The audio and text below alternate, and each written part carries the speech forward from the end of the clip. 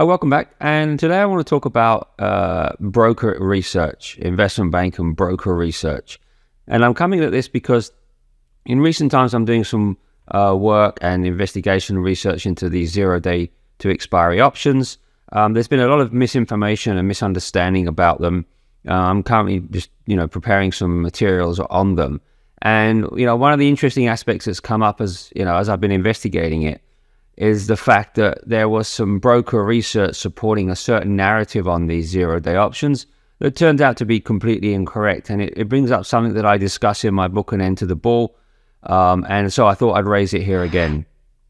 So with the framework of and the context of the 0-day to expiry options, there was some broker research a few months ago put out by Morgan Stanley, which essentially was supporting the view that the majority of these 0-day options were being bought by the end users, whether they were institutional or retail, and therefore that market makers were selling these and becoming heavily short gamma as they were doing it. Now, this narrative was taken on board by some of the gamma accounts out there, the social media accounts and the gamma firms that are selling gamma analysis, and developed this head of steam about dealers are getting really heavily short in the morning. Now, and I give a hat tip here to Chris Seidel on Twitter and check him out. He was one of the first people to come out with the counter narrative of, these options are being mistagged, that they are not being necessarily being heavily bought by the end users. In fact, they're potentially being sold. And in fact, they were being more sold than bought.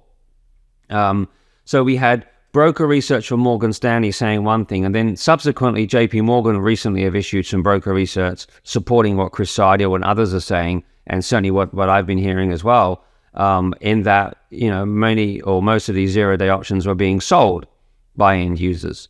So here we have conflicting information, and it comes down again. And An End to the Ball, I mentioned this about they have to be very careful with what we would call in the industry sell side research.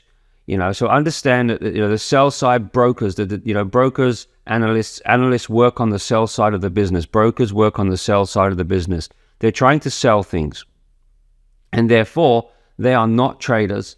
And there can be a number of reasons why some of this research can be misguided. It can be plain wrong. I've seen lots of sell side research with assumptions that are just simply incorrect.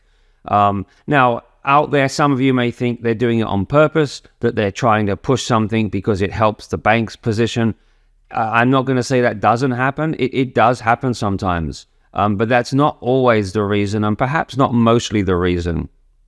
The reality is that usually and often analysts are working separately from the traders. You'd like to think that when an analyst is putting a report together, he's going to talk to the trader and ask what their view is on what they're saying. But that doesn't always happen. Sometimes it's actually not allowed to happen with investment banks. They like to keep the departments separate. They don't want the traders to know what sell-side research they're going to put out, because potentially, that could be a front-running opportunity. So depending on the organization, there's the level of discussion between the analysts and the traders can be minimal. And then you get into the situation where the analysts themselves are not traders. Sometimes they themselves don't understand the mechanics of the market and what's happening. They're making assumptions based on what their knowledge is. And sometimes, like in the case of the 0-day to expiry options, they're using data that has been mislabeled and therefore coming up with these conclusions. So really important as traders that we understand this. And sometimes people can be really impressed by the fact, certain broker here or certain investment bank says buy this or sell this, or and this research can be then used to gather steam in the markets, and a lot of people it gets on the news and that. But remember what they're trying to do. They are the sell side. The analysts themselves often want to try to make names for themselves. We have to be very skeptical, and you have to be able to go through it. And that's why I say, generally as traders, you don't really want to be paying too much account of some of this. Really what you should be doing is looking at the markets themselves and judging what's really happening and drawing your own conclusions. Ask yourself, if I read a research report about something, am I able to take this apart if necessary? Am I able to go through the assumptions and work out if they're incorrect?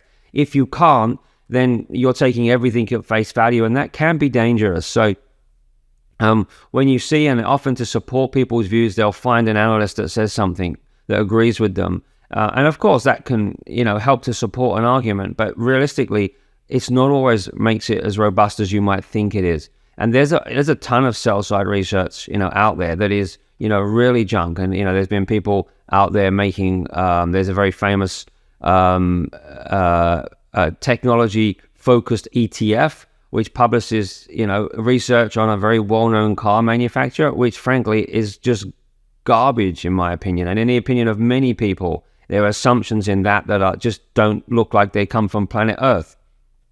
But other people will take that as good research. The general view is they're trying to sell you something. They're trying to push a narrative. It's not always nefarious in that they're not always trying to push something on behalf of the bank. Sometimes it's just a misunderstanding, or someone just gets the wrong end of the stick as an analyst, doesn't understand how the market actually trades, and then draws some incorrect conclusions. But from our perspective, don't always be impressed by this research. Make sure that you can try and work through the assumptions and work out what could be wrong with them. If you can't, then I would not take anything that you read like that too seriously, too heavily. There could always be issues and problems with it.